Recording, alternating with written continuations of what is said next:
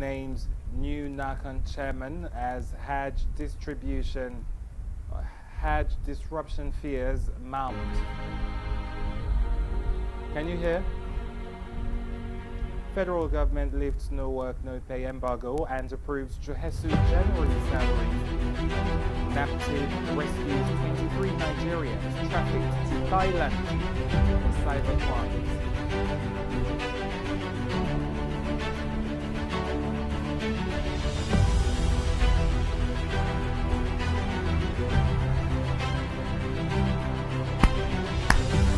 Oh, Jesus.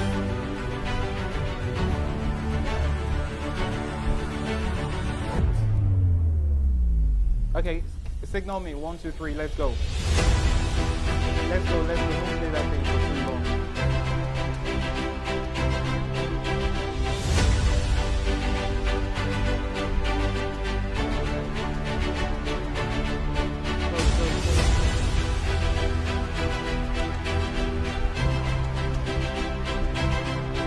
Good morning and welcome to the Globe in View. Today, Thursday, 12th February 2026. We start off with the headlines, where President Tinubu names new NACAN chairman as Hajj disruption fears mount. Federal government lifts no work, no pay embargo and approves Johesu January salaries. NAPTIP rescues 23 Nigerians trafficked to Thailand for cyber crimes. And on the foreign scene, UK nursery worker faces jail for years of child sexual abuse. With the details of the news, I'm Victor Eulogy.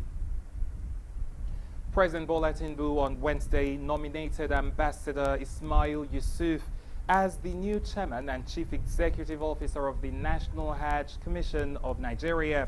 This comes as Hajj operators raised alarm over the sudden resignation of the erstwhile chairman and chief executive officer of the commission, Professor Abdullahi Usman, amid ongoing preparations for the 2026 Hajj exercise.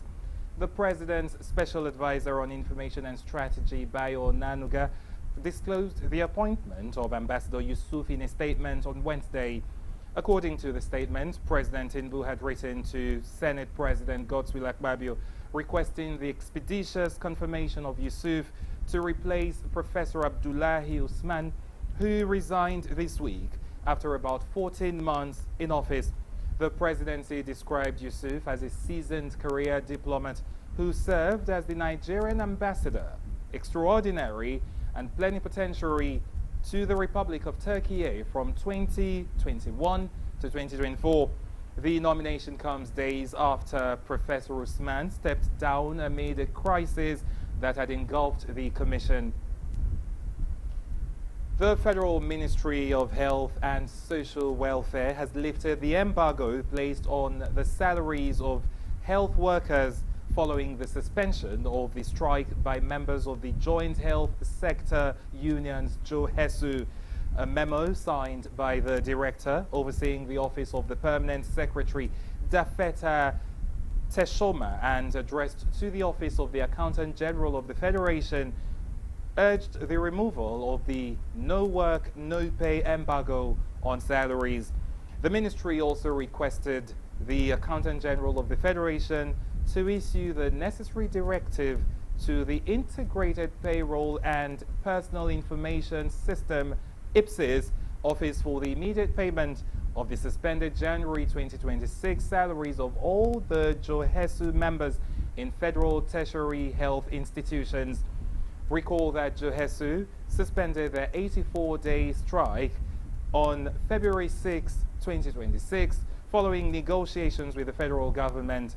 The strike, which began on November 15, 2025, over the non-implementation of the adjusted consolidated health salary structure, was suspended to allow for the implementation of a new agreement.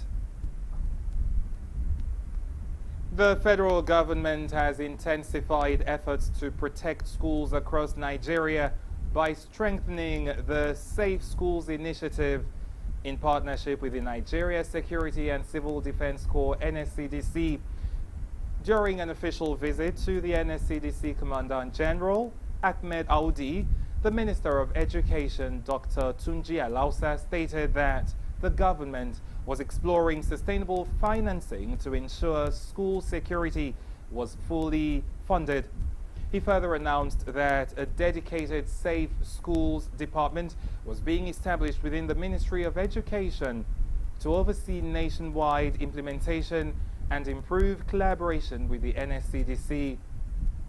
He added that technology-driven systems, including panic buttons linked to command centers, would also be introduced for faster emergency responses.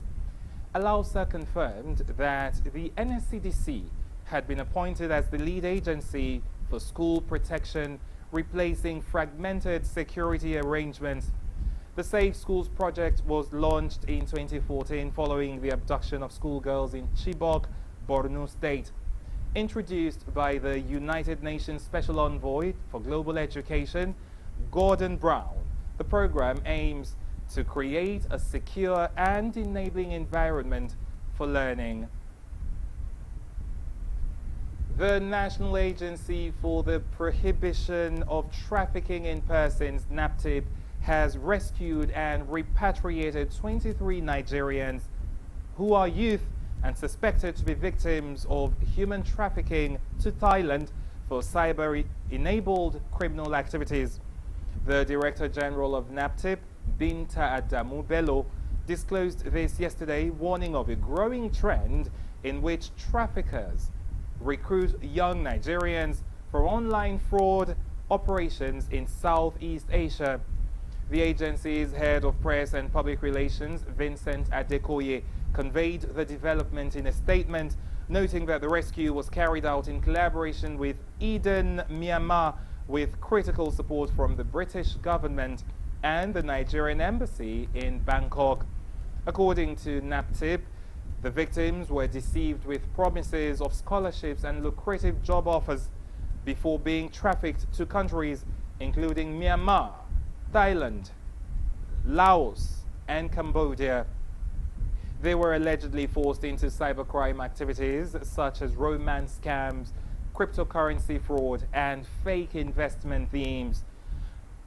She explained that upon arrival, the victims were trained in different scamming techniques and in some cases enrolled in language classes, particularly Chinese, before being deployed as online customer care agents to deceive targets. According to the DG, the victims were compelled to target individuals and organizations in the United States, the United Kingdom, Ethiopia, and Canada. The Code of Conduct Bureau, CCB, has quizzed the leadership of the Ondo State Oil Producing Areas Development Commission over alleged misappropriation of funds belonging to the Commission to the tune of 463 million naira. Those invited by the CCB included the Secretary of the Commission, Mrs. Abike Bayo Ilawole, and 2 other directors. Mrs. Bayo Ilawole, who was among the public servants recently promoted to the position of permanent secretary in the state, was alleged to have been involved in the misappropriation of about 463 million naira in the commission a few weeks ago.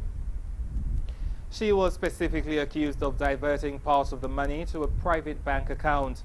Speaking with journalists after being questioned by CCB officials at the Bureau's office in Akure, Ondo State, Mrs. Bayo Ilawole said she was invited over allegations of fund misappropriation but maintained that she was innocent. She insisted that she had documents to back her official dealings in the commission, reiterating that the record will speak for itself. Also speaking, the Director of Project Planning and Development at Osopadek, Mr. Olukorede Adeshino Oladakbo, said he was also invited over an allegation circulating on social media. A suspected improvised explosive device detonated on Wednesday at the Bayelsa State Secretariat complex in Yenagoa, prompting an emergency response by security agencies and a temporary disruption of official activities. The explosion occurred, triggering swift intervention by the State Police Command. Following the incident, the Bayelsa State government ordered a temporary 4-hour suspension of work at the Secretariat as a precautionary measure affecting over 6,000 civil servants. The directive was issued by the head of service, Dr. Wisdom Ebiye Sawyer. Security operatives, including anti-bomb units, cordoned off access roads leading to the Secretariat and the Bayelsa State Government House, while investigations and safety procedures were carried out. Confirming this incident, the Commissioner of Police, Bayelsa State Command, CP Iyama, assured residents that no casualties were recorded and no property was damaged. He stated that one Pentecost Elijah, a 60-year-old man from Otuan community in southern Ijo local government area of Bayelsa State, was arrested at the scene in connection with the incident. He said the suspect was undergoing interrogation at the State Criminal Investigations Department and would be charged to court upon the conclusion of investigations. And now to the foreign scene, where a United Kingdom nursery worker will be sentenced today for years of child sexual abuse as the government considers making CCTV mandatory in nurseries after a string of similar cases. Vincent Chan, 45, is facing years in prison after he admitted to 56 counts of abuse, including molesting 4 girls aged 3 and 4 at a North London nursery between 2022 and 2024. The sentence is due to be handed down in Wood Green Crown Court in the British capital. Prime Minister Keir Starmer yesterday said the government was consulting on whether to make CCTV mandatory in nurseries, with multiple cases of abuse in UK child care centres coming to light in recent years. Chan, who worked at the London nursery for 7 years until he was suspended in 2024, filmed himself carrying out the abuse against the 4 girls during nap time at the daycare. He also admitted to downloading thousands of indecent images of children. And that was the Globe in View here on Naija Live TV, reaching you from Yenagoa, the capital city of Bayelsa State, South Nigeria. Endeavor to follow us on all social media platforms: Facebook, Instagram, YouTube, and TikTok. Endeavor to like our posts, leave a comment, and share so that your followers and your friends can be a part of the good things coming out from Bayelsa State here. I'm Victor Eulogy. Many thanks to the crew. Have yourself a great day.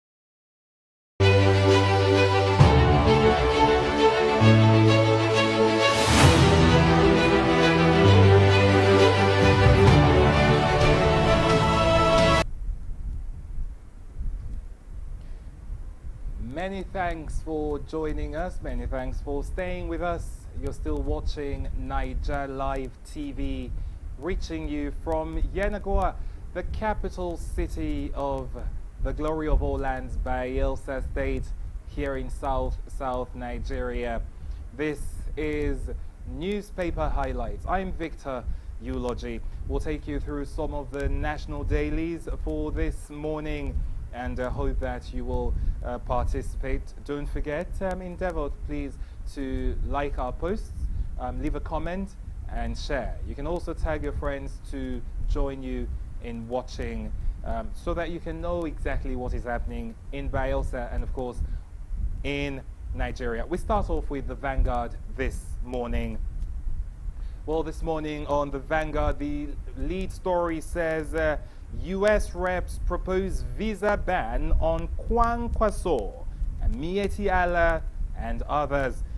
U.S. reps propose visa ban on Kwankwaso, Mieti Allah and others. That's what we have this morning, on Thursday, February 12, 2026, as the lead story on Vanguard. Well, still on the Vanguard newspaper, Senate demands full implementation of defense budget, warns against delays. Senate demands full implementation of defense budget, warns against delays. That story can be found on page 9 of the paper. Quickly, still follow-ups to the lead story there, where we have U.S.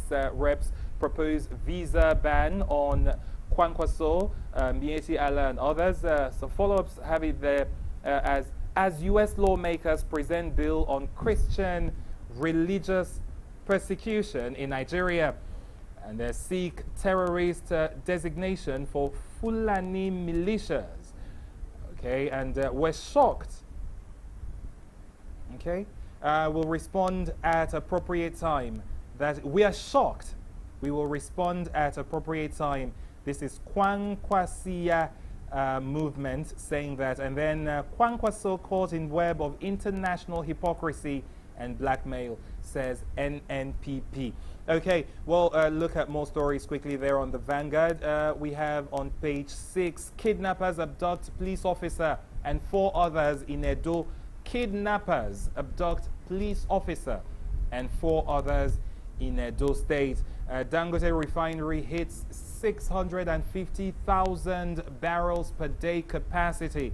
Well, that's a good one for Dangote, yes, and we also, of course, have heard that Dangote refinery, they've slashed, or they've brought down the price of fuel, the price of PMS, to about 770 naira per, just about, yes, 770 naira per liter.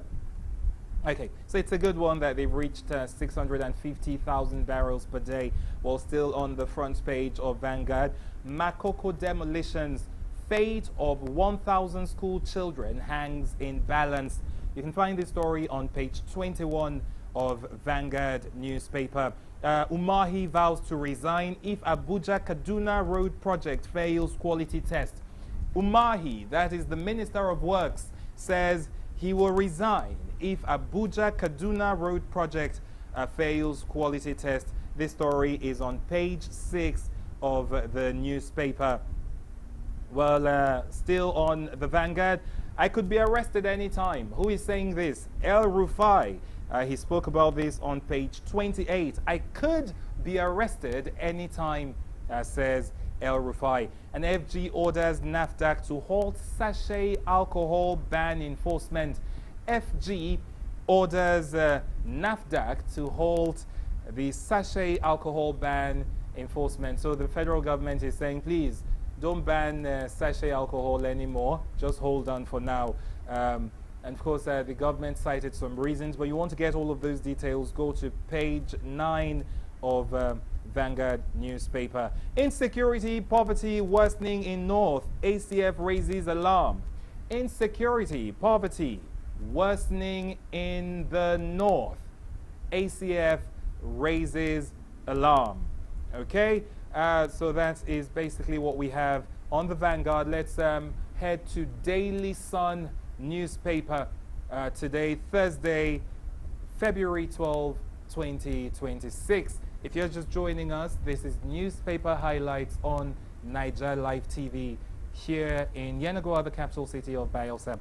Let's look at Daily Sun. Please endeavor to give us a like, give us a thumbs up, give us a subscription. That's if you are on YouTube. You can subscribe to our page, our channel, so that you can always get fresh, juicy content, fresh, juicy broadcast from Naija Live TV. Let's look at Daily Sun this morning. The lead story on Daily Sun says, North under siege, says ACF. Laments rising kidnapping, killings, terrorism in the region. North under siege, says ACF. Laments rising kidnapping, killings, terrorism in the region.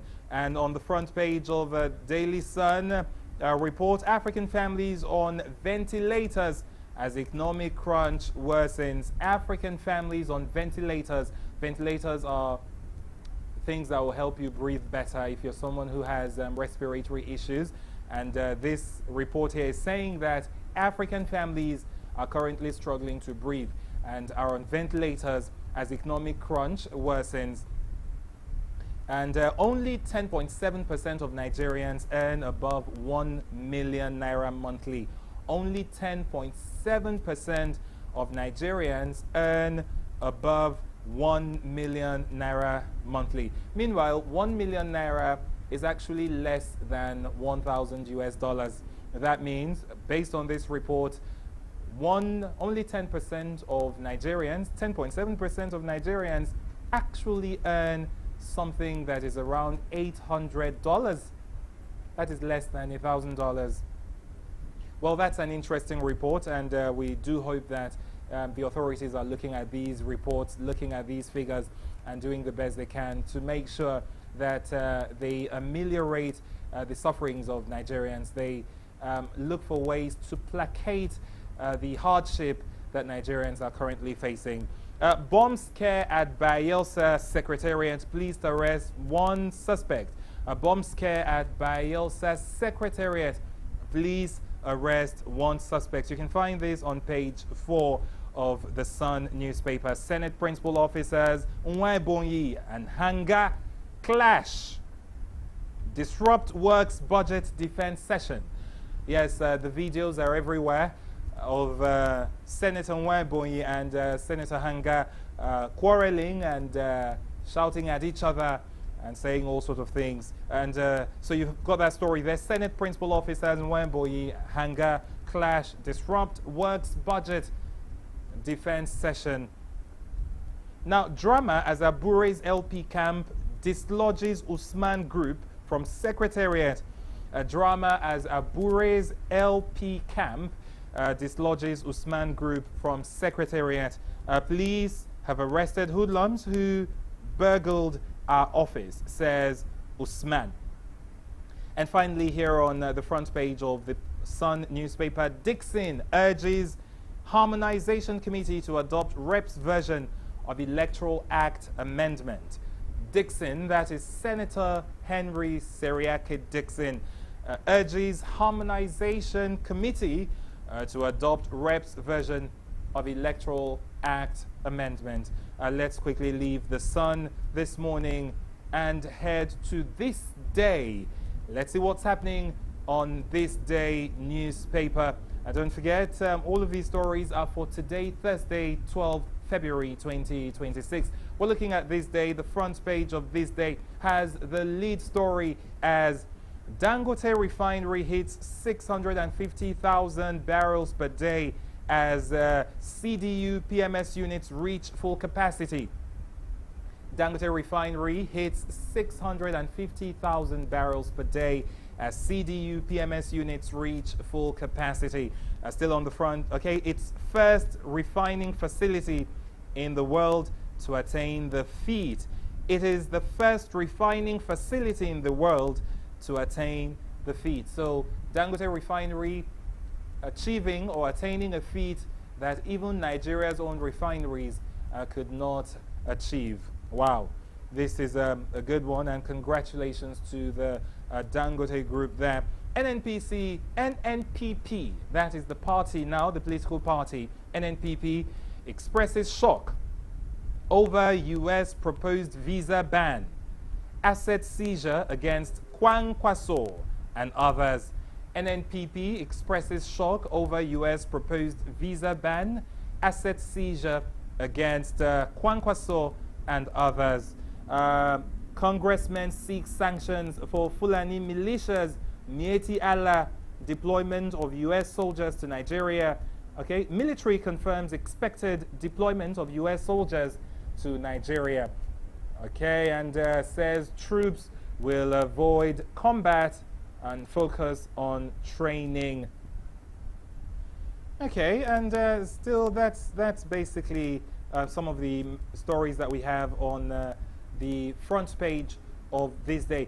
Meanwhile, there is one here that says, as CBN opens official forex market to BDCs, that's Bureau de Change, dollar crashes to 1,348 naira per dollar. Okay, so as CBN opens official forex market, that is FX market, to BDCs, dollar crashes to $1,348, 348 naira per dollar. Naira hits 14-month high as Apex Bank caps weekly FX sale at 150,000 US dollars. Let's leave this day newspaper and quickly head to The Guardian this morning. The Guardian newspaper. If you're just joining us, this is newspaper highlights on Naija Live TV here in Yenagoa, the capital city of Bayelsa State. Let's quickly look at the lead story here on The Guardian newspaper for today, Thursday, February 12, 2026. What is The Guardian saying? North decries 2027 politics despite insecurity. 4,654 deaths in 2025. This story is found on page 6 of The Guardian. North decries 2027 politics despite insecurity. 4,654 deaths in 2025. Only 2025, 4,654 persons have died in the north. Okay, that's what this report is saying here. Backlash trails Senate's version of new Electoral Act. Backlash trails Senate version of new Electoral Act. Transport Ministry received 1% of 2025 allocation and rolls over 70%. Transport Ministry received 1% of 2025 allocation and rolls over 70%. What does this story mean? You can go to The Guardian to understand what they're saying. U.S. lawmakers want visa ban and asset freeze on Int'L and Kwang Kwaso. U.S. lawmakers want visa ban and asset freeze on Int'L and Kwang Kwaso. Well, Oduwole declares $21 billion capital inflow in IO, okay, in 10 months rather. $21 billion capital inflow in 10 months. Okay, and Correctional Service earmarks 14.83 billion naira for inmates feeding. Correctional Service, that is Nigerian prisons now, earmarks 14.83 billion naira for feeding of inmates. Oh, wow. Wow. That's quite interesting. Let's look at The Nation. What is The Nation saying to us this morning? The Nation newspaper has the lead story as alleged religious violation. Kwang Kwaso faces U.S. sanctions. Alleged religious violation. Kwang Kwaso faces U.S. sanctions. Ex-Governor McBan and others on offenders list in U.S. lawmakers bill. Ex-Governor McBan and others on offenders list in U.S. lawmakers bill. Lagos inaugurates team to propagate Tinubu's achievement. Well, already we have the team City Boy that has been ensuring that even people who are against President Bola Tinubu can join their support train, all geared towards the 2027 elections. And so Lagos inaugurates a team to propagate Tinubu's achievements. So these teams, what they'll be doing is to ensure that people know about what President Bola Tinubu has done in the time that he's been in office, and convince people to vote for Tinubu again. Well, we leave the Vanguard this morning. We leave the Nation this morning. Let's quickly look at Nigerian Tribune. Nigerian Tribune. Nigeria Tribune, the lead story has it: Electoral Act, more groups kick over Senate stance. Electoral Act, more groups kick over Senate stance. Interesting this is. Alleged religious freedom violations. U.S. lawmakers move to sanction Kwankwaso, Mieti Allah, and Fulani militias. NNPP rejects bill seeking sanction of Kwankwaso. Okay, and dramas Wamboy and Hanga trade words at committee sitting. So this is pretty much what we have. CBN approves BDC's return to forex market, allows purchase of $150,000 US. Meanwhile, Nigeria's total capital importation hit $21 billion in 2026, says Oduwole, Minister of Trade. Let's look at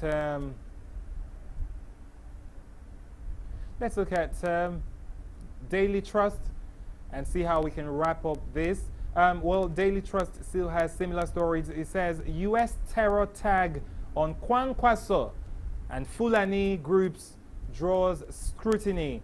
U.S. terror tag on Kwankwaso and Fulani groups draws scrutiny. And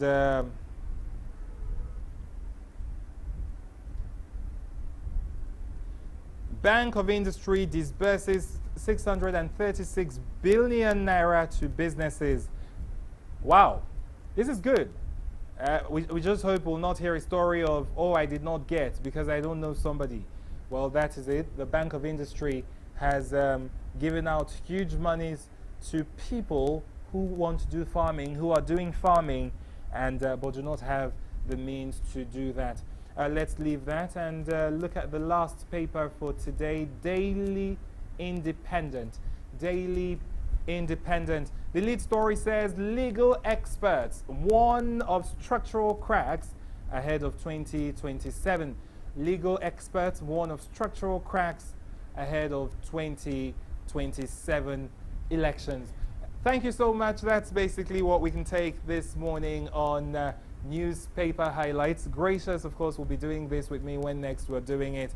I am Victor Eulogy. Endeavor to always listen to the news, always watch the news on Naija Live TV. And when you can, please read a newspaper. That's why we take papers highlights here. Have yourself a great day.